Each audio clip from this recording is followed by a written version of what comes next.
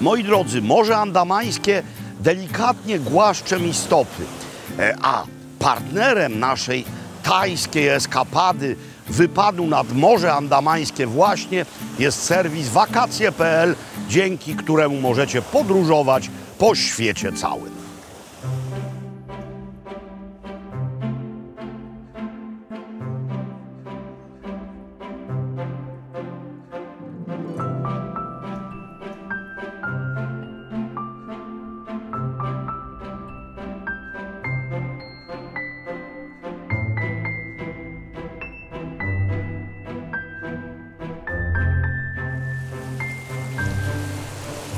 Dzień dobry, moi drodzy. Podobno nie jest ważne, jak się zaczyna, a ważne jest jedynie to, jak się kończy.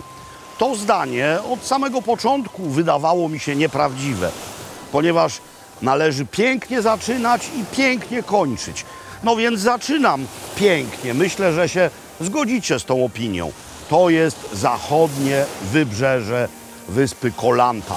Zachodnie wybrzeże, które w zasadzie na całej swojej długości wygląda bardzo podobnie. Jest jedną niekończącą się wspaniałą plażą. Ta akurat nazywa się Secret Beach. No zresztą zobaczymy ją jeszcze za chwileczkę w jej głębi.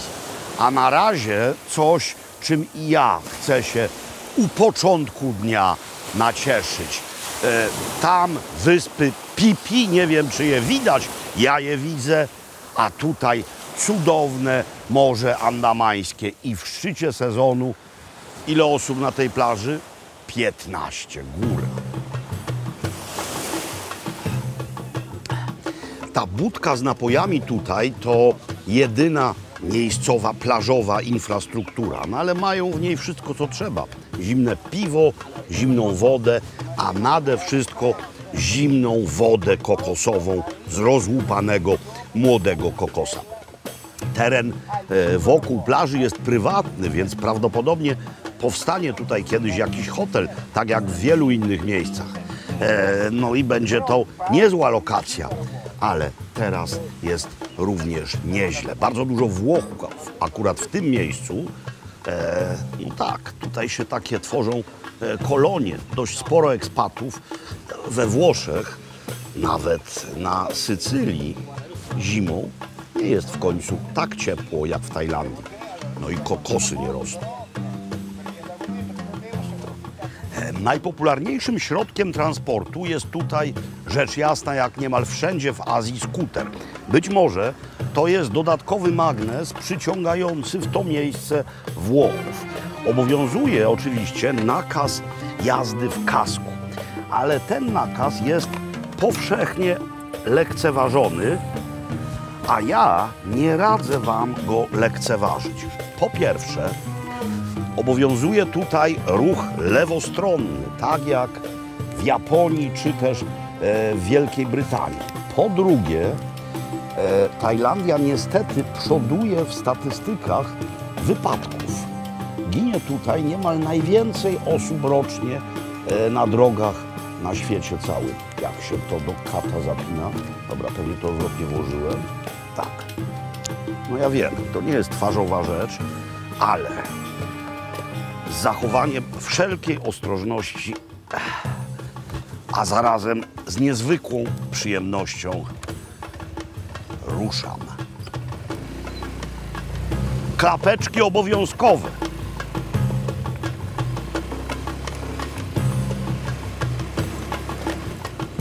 Wynajęcie czegoś takiego kosztuje mniej więcej 30 zł dziennie. Często trzeba zostawić paszport jako kaucję, potem się ten paszport dostaje oddawszy skuter. Teoretycznie obowiązuje tutaj międzynarodowe prawo jazdy.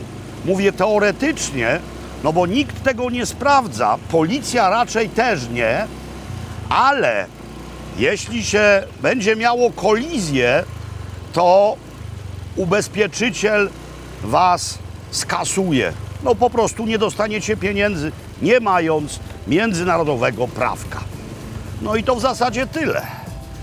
informacji użytecznych. Jazdy w klapkach na skuterze nauczyłem się w Dalmacji. Tam to latem jest standard. Zresztą tam jeżdżą w klapkach nie tylko na skuterach, ale również na dużych motocyklach. Często też na ścigaczach, co nie wydaje mi się zbyt mądre.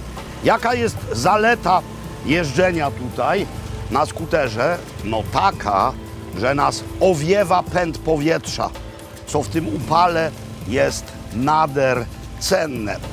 Z kolei niebezpieczeństwem może być to, że ja teraz do Was gadam jadąc, czyli mam otwartą paszczę, a w tę otwartą paszczę może mi wpaść jakiś paskudny, tropikalny, ohydny owad.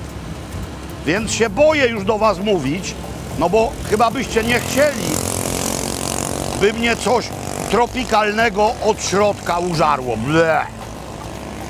Ale przeleciał. Bez kasku.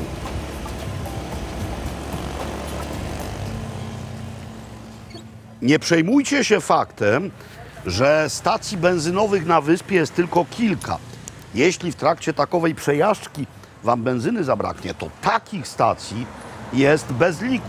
Trochę drożej, ale za to niezwykle poręcznie. No, skuter tak naprawdę niemal całodzienną wycieczkę opędzi na takiej flaszy.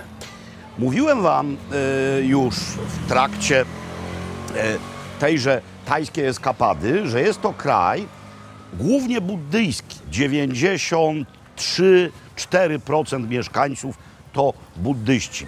Buddyzm wedle konstytucji jest tutaj religią państwową, ale ta sama konstytucja również gwarantuje wolność wyznania.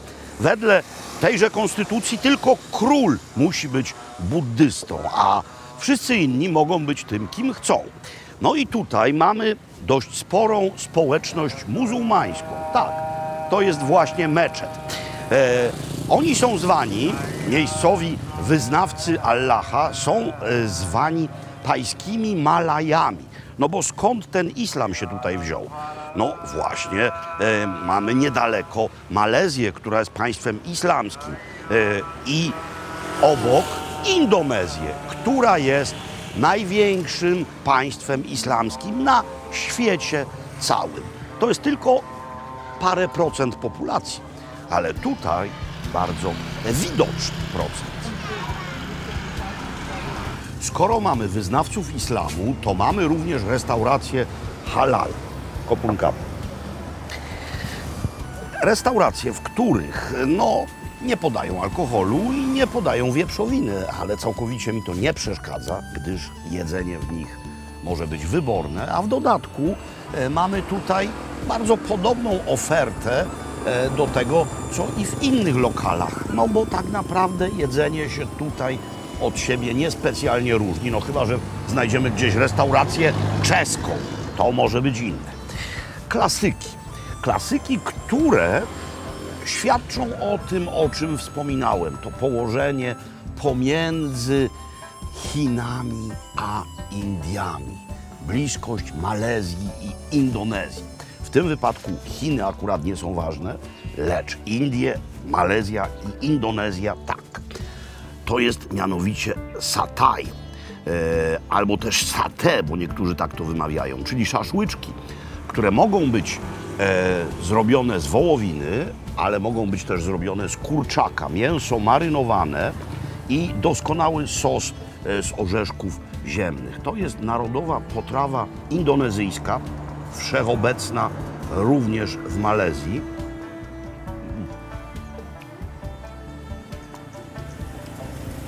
Przepyszne, naprawdę przepyszne. Sos słodki, orzechowy, delikatny. No więc Indonezję, Malezję mamy. Teraz Indie.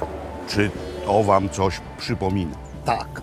To są hinduskie chlebki naan. Podawane jako dodatek zamówiłem masaman curry, czyli coś, co robiłem w poprzednim odcinku. I do tego albo ryż, albo właśnie naan. Pani się pytała, zresztą Hinduskie restauracje z napisem, szyldem Indian Food również tutaj są, bo mamy i hinduską populację w Tajlandii. Zobaczmy, jak to się różni od tego, co zrobiłem ja. Bardzo niewiele. Są ziemniaki, tak jak u mnie. Tak jak u mnie kurczak, a nie wołowina. W takiej wersji to się po prostu gotuje szybciej. Jest szalotka i jest słodka papryka chili. Wszystko tak jak trzeba. Jedna ważna konstatacja. Poza tym, że to jedzenie jest naprawdę doskonałe. Skuterem już dalej nie jadę. Najedzony robię się leniwy, a tutaj jazda wymaga bezustannej uwagi i czujności. Sataj. Cudowny.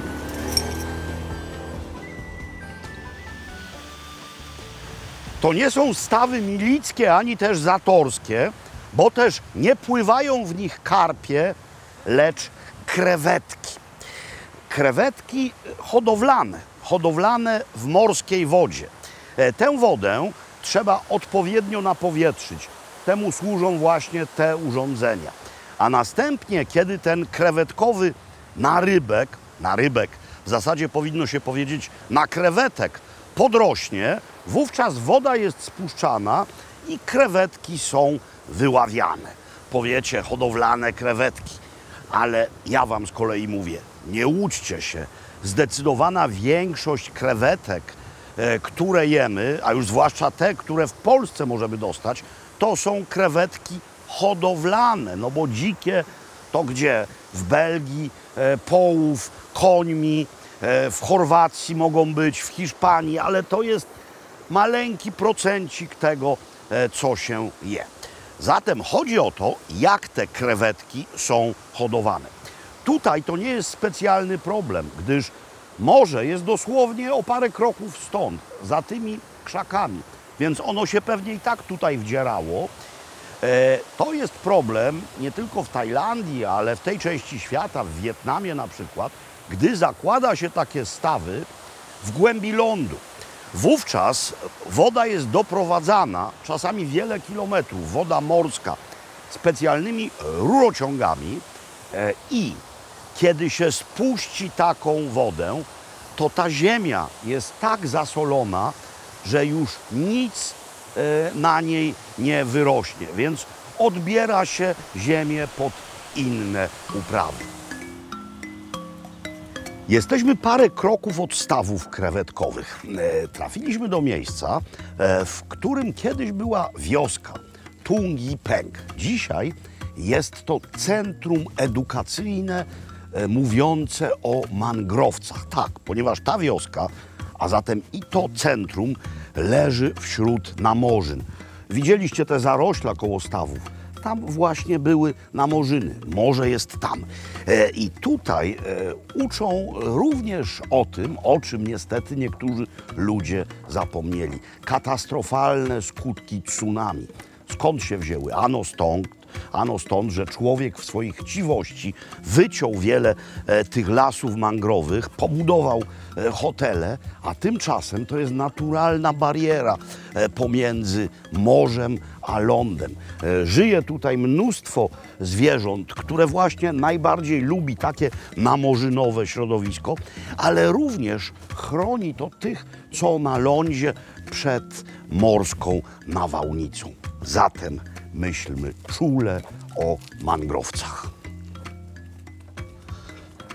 W tym uroczym miejscu działa również restauracja.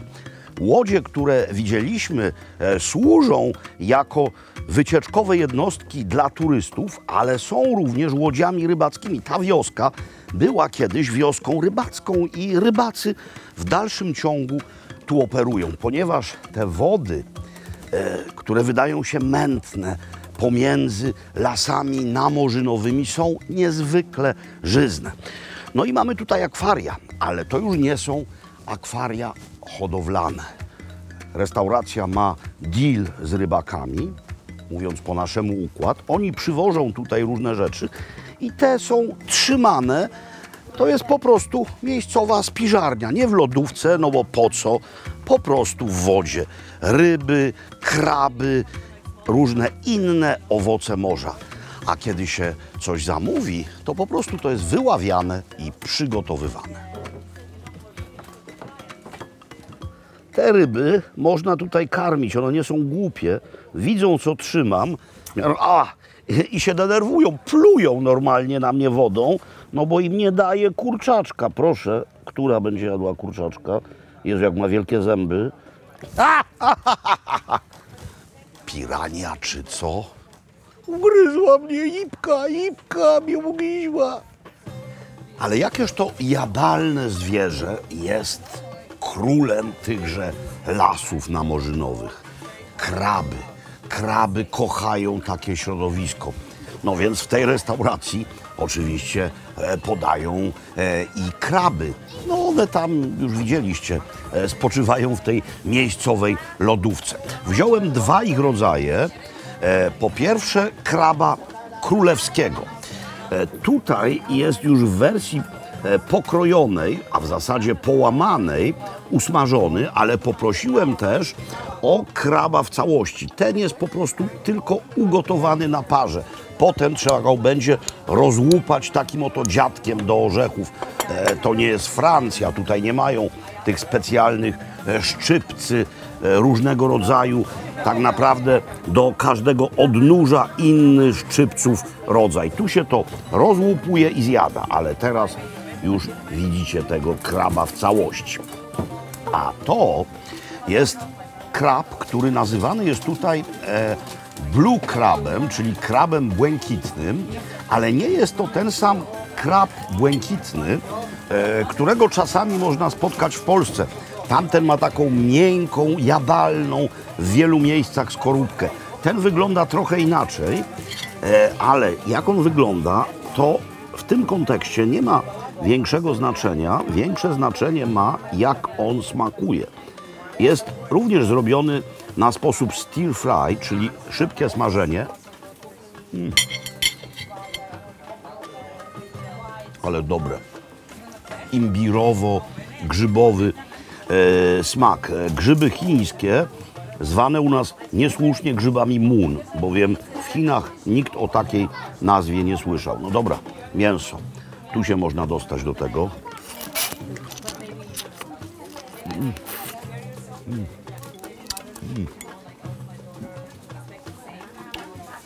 Cudo.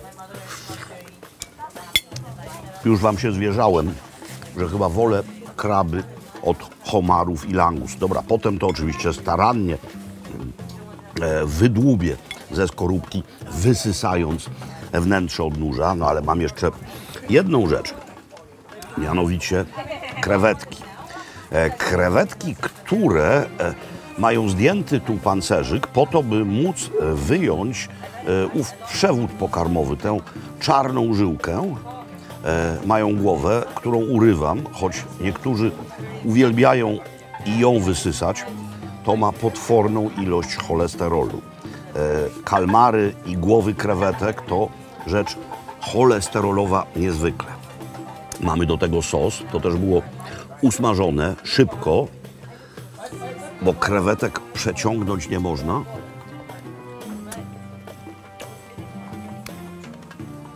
Ale ożywczy sos. Jest trochę zlitynek. Chili, czosnek, cukier oraz sok z limetek.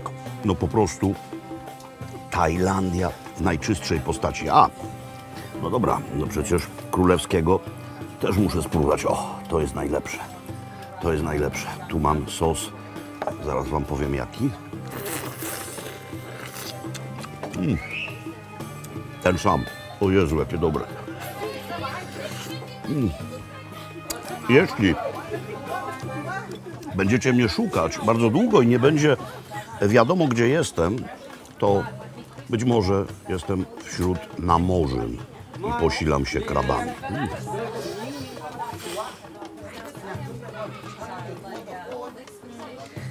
A teraz kącik botaniczny, a przy okazji również kącik kulinarny. Jesteśmy zaraz koło Namorzyn w ogrodzie, bo zobaczyłem coś i spytałem się, czy mogę to pokazać. Zgodzono się, no i właśnie pokazuję.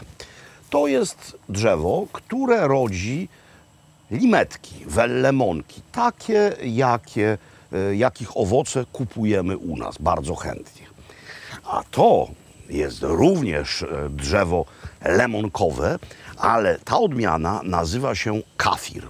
Jej owoce są w zasadzie niejadalne, tylko skórka bardzo pachnie. One prawie nie mają w sobie soku. Natomiast liście są podstawą tajskiej kuchni. One cudownie pachną. Wystarczy tak zmiąć te liście, by wokół rozszedł się niezwykle intensywny cytrynowy smak. I to właśnie między innymi tej przyprawie wiele tajskich dań zawdzięcza swój cudowny smak. U nas najczęściej można takowe kupić suszone, ale to kompletnie nie ma startu do liści świeżych albo mrożonych, bo są też u nas liście mrożone i ja takie kupuję, wsadzam do zamrażarki, a potem sobie wybieram, ile potrzebuję i od razu zamrożone wrzucam do potrawy. Ale jak tutaj będziecie, zróbcie to samo, co radziłem wam w Dalmacji a propos liści laurowych. One świetnie znoszą podróż. Wystarczy w ostatni dzień znaleźć drzewo, co nie jest tutaj trudne, uważać, bo są kolce, narwać takich liści, wsadzić w gazetę albo w woreczek, zawinąć, wsadzić do walizki, dowieźć do domu, wsadzić do zamrażarki i będziemy mieli zapachową orgię. To nie jest mój ostatni dzień, ale skoro już tutaj jestem, no to po prostu ich użyję.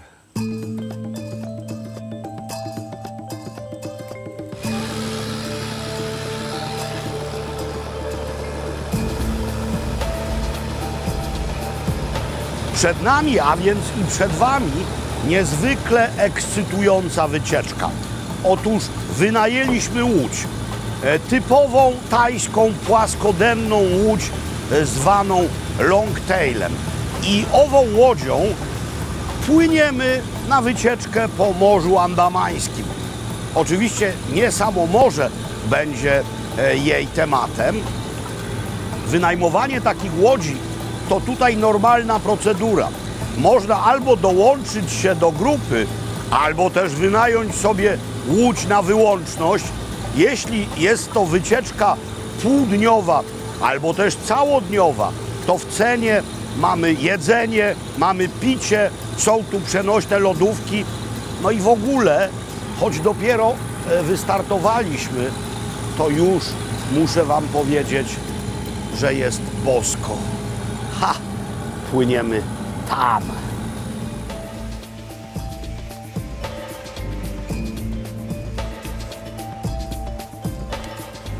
Osiągnęliśmy zasadniczy cel naszej podróży. Jesteśmy u brzegów wyspy, która figuruje na mapach pod nazwą Kon Gai, a miejscowi mówią na nią Ko Hai. Wyspa wspaniała, gdyż niemal dziewicza. Jest porośnięta dżunglą, nie ma na niej dróg, więc nie ma ruchu kołowego. W zasadzie nie ma stałych mieszkańców. Są hotele i mieszkają tutaj tylko ci miejscowi, którzy w tych hotelach pracują. A turyści? No turyści są tutaj łodziami przywożeni i mogą spędzić tutaj tydzień czy też dwa w kompletnej niemal dziczy, bo środek to, jak wspominałem, ostra, dziewicza dżungla. No więc wakacje tutaj upływają pod znakiem plaży, pod znakiem drinka, pod znakiem nurkowania i leniuchowania niemal w robinsonowych warunkach. No i właśnie za chwilę będę i ja po tej wyspie stąpał. Tak zwane rajskie tropikalne plaże kojarzą nam się ze złotym piaskiem i palmami kokosowymi. Tymczasem takie plaże w stanie pierwotnym najczęściej tak nie wyglądały.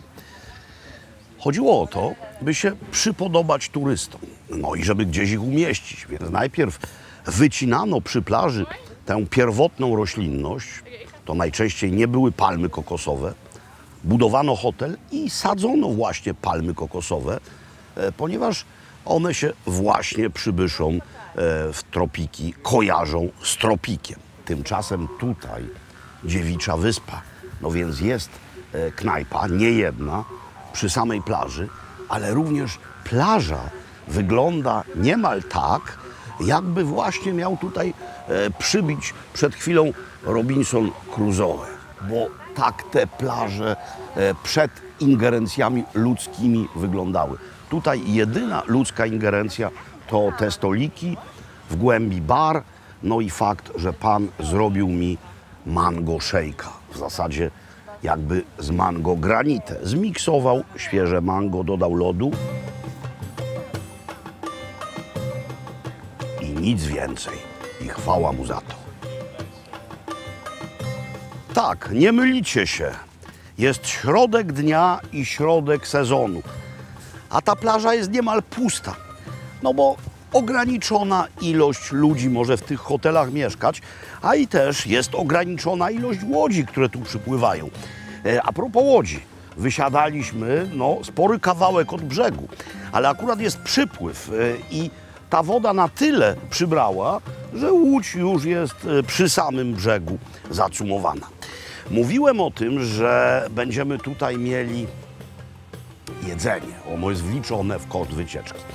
Ale ja postanowiłem do tego jedzenia swój kamyczek dołożyć. Akurat najważniejszej rzeczy jeszcze tutaj na stole nie ma, ponieważ ona w słońcu błyskawicznie by się zepsuła, zwłaszcza w takim słońcu. Krewetki, skoro była o nich mowa, to trzeba je zrobić. To będą krewetki smażone metodą chińską, stir fry. Szybkie smażenie w elwoku, ale smak całkowicie tajski. Więc te krewetki na razie sobie w lodzie spoczywają i pojawią się w odpowiednim momencie. Ja muszę teraz zrobić jedną rzecz. Owe pieczołowicie przeze mnie listki kafiru zerwane przygotować. O co chodzi? Chodzi o to, żeby wyciąć z nich ten środek, który jest najtwardszy. One będą używane. One normalnie są do aromatyzowania dań, najczęściej typu curry, ale również można użyć je w taki sposób, jaki za chwilę pokażę. Teraz rzecz niezwykle prosta. Mianowicie olej. On się za chwilę rozgrzeje na tyle, by można było tutaj w takiej większej ilości tłuszczu podsmażyć listki. Olej stój. Sprawdzamy olej. Widzicie? Bulgocze. Wrzucamy listki. Dosłownie chwila. Pod wpływem gorącego tłuszczu wydarzyło się kilka rzeczy. Po pierwsze, te listki się pomarszczyły, zrobiły się chrupiące i teraz będą jadalne. W tym sensie, że będzie je właśnie można schrupać. Nie mam łyżki cezakowej, tak by było najlepiej to zrobić, ale kładę je na ręcznik papierowy i niech one tutaj odsączą się z tłuszczu. Mamy jeszcze jedną akcję bardzo piękną. Otóż ten olej przeszedł aromatem kafiru. Mamy go za dużo, bo teraz już wszystko to, co jest na patelni, będzie składnikiem sosu. Tyle oleju wystarczy. Trzeba ten olej rozprowadzić i wrzucić tutaj kolejne składniki. Bardzo szybko. Mianowicie czosnek i chili. Chili natnę tylko wzdłuż, o tak. Już do środka. Widzicie, jak działa wok? Już skwierczy. Jeszcze jedna i jeszcze jedna. Nacinam po to, by ta moc papryczki się uwolniła. Kolejna rzecz, mianowicie imbir. Dużo imbiru w paseczki pokrojonego.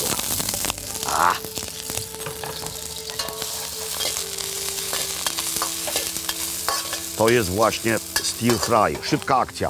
I błyskawicznie, mogłem sobie to wcześniej przygotować, ale mam nadzieję, że się nic nie zjara, czosnek. Czosnku tutaj nie sieka się drobno najczęściej, po prostu grube kawałki. Tyle czosnku i smażymy. To jest piękne. I teraz, właśnie teraz, nasze bohaterki, krewetki średniego rozmiaru, obrane, wyczyszczone, został tylko ogonek. Trzeba mieszać, trzeba uważać, by ich nie przeciągnąć. To będzie naprawdę dość szybkie działanie.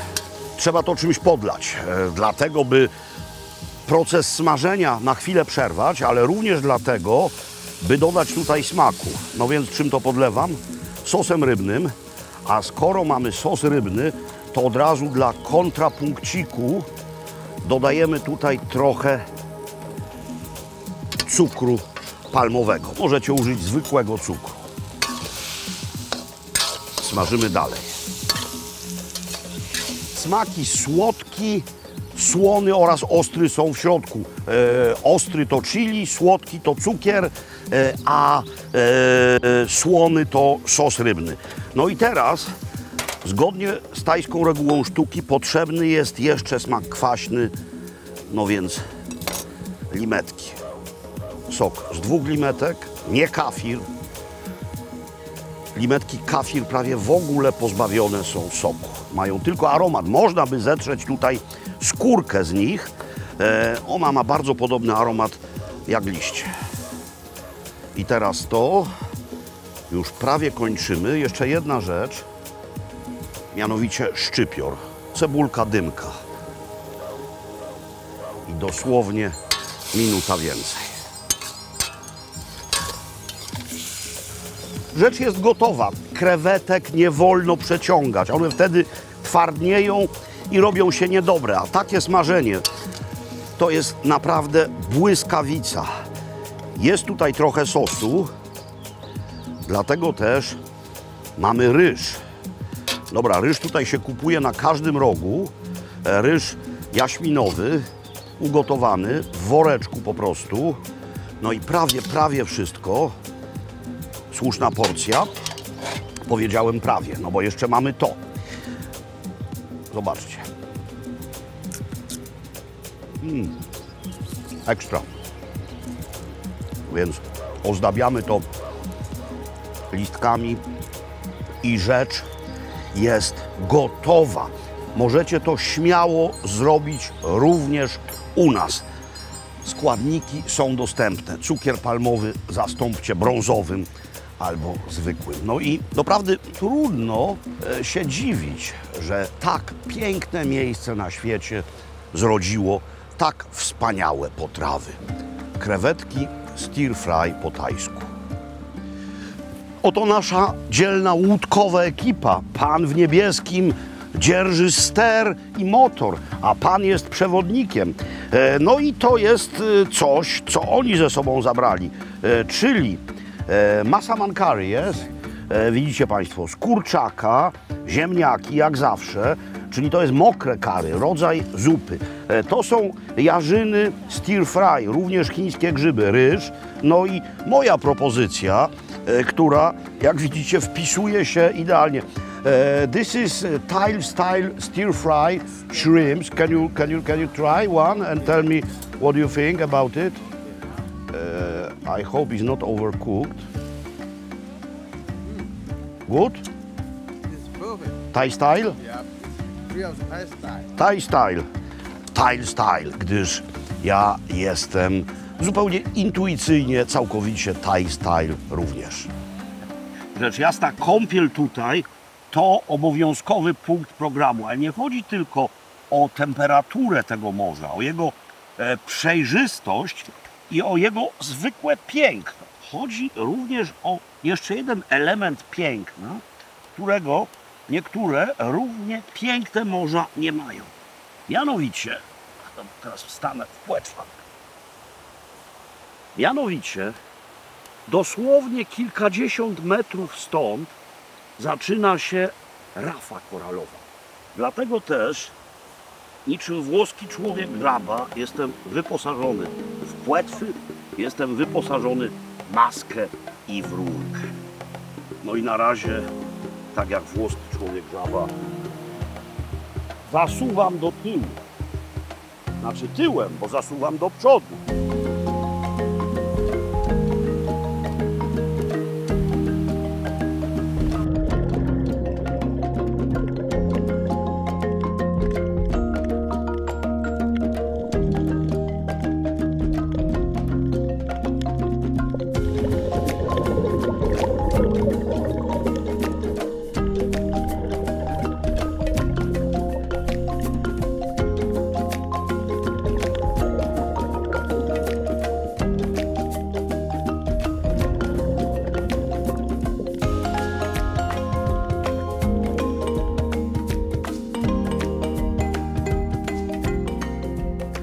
Co można robić przez tydzień na takiej wyspie? Poza odwiedzaniem barów, kąpielą i nurkowaniem. No, można również oddawać się masażom. I nie mam tu na myśli masaży rozumianych jako usługa erotyczna, lecz prawdziwych masaży rozumianych jako usługa zdrowotna. Tajlandia słynie ze specjalnych szkół masaży i ma niezwykłą ilość wykwalifikowanych masażystek oraz masażystów. Masują się tutaj niemal wszyscy w Bangkoku, nawet w centrach handlowych można na chwilę wpaść i wymasować sobie kark czy też stopy. A pani robi mi teraz taki masaż, który no może nie jest z punktu kamerowego najbardziej spektakularny, bo są też takie miejsca, gdzie chodzą po tobie, trzymając się drążków. Pani mnie po prostu nieźle rozciąga, a mój organizm klaszcze z radości. Cudowne uczucie.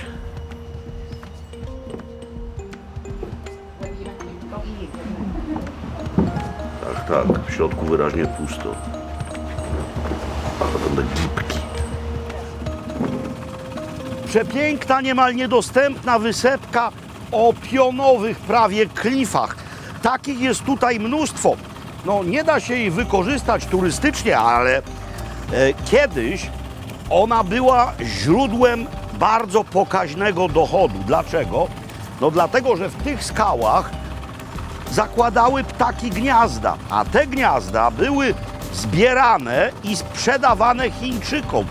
Chińczycy robią słynną zupę, tak zwaną zupę z jaskółczych gniazd. Medycyna chińska twierdzi, że to jest rzecz nie tylko smaczna, ale zdrowa. I takie jedno gniazdo na giełdzie w Hongkongu osiągało wartość kilkuset dolarów.